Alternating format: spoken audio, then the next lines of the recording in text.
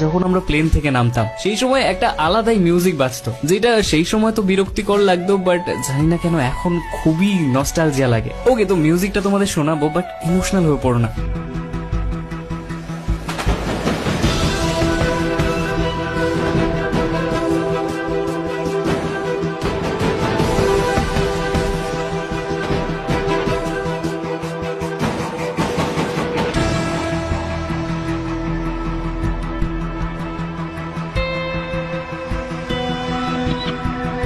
জানি না কেন এই মিউজিকটা শুনলে এখনো সেই পুরোনো দিনগুলোর কথা মনে পড়ে যায়। গাইস, মনে করো সেই দিনগুলোর কথা যে সময় আমাদের শর্ট গান এবং লং গানের নলেজ ছিল না, হাতের কাছে যেইটা পাইতাম সেটাই উঠাই নিতাম। আর বাকি এমন কথা তো বাদই দিলাম, ব্যাগের মধ্যে প্রত্যেকটা গুলি কেজি কেজি ভরা থাকতো। ভাই কোনটা কখন কাজে লেগে যায় কে জানে। কোনো কোনো সময় তো দুখানাই লং গান পিঠে ঝুলায় ঘুরে বেড়াতাম। আর ভাই হেডশট কারে বলে, আমরা তো আলট্রা লেজেন্ড প্রো ম্যাক্স ছিলাম, বডিতে এনিমি মেরে ফেলতাম। ভাই সত্যি কি সুন্দর দিনগুলো ছিল, কিছুই জানতাম না, প্রত্যেক দিন নতুন কিছু এক্সপ্লোর করার জিনিস ছিল। সেই কিউরিওসিটি, সেই জানার আকাঙ্ক্ষা, ইচ্ছে, সেই নতুন নতুন জিনিস, সেই নতুন নতুন ইভেন্টস। সোলো ম্যাচের মধ্যেও খুবই এক্সাইটমেন্ট ছিল। বস সেই সময়কার কথা ভাবো, যে সময় আমরা র্যাঙ্ক পুশের জন্য কত কিছুই না করতাম। এখনকার প্লেয়াররা গ্র্যান্ড মাস্টার যাওয়ার জন্য কত কিছুই না করে, tips and tricks, glitches and all apply.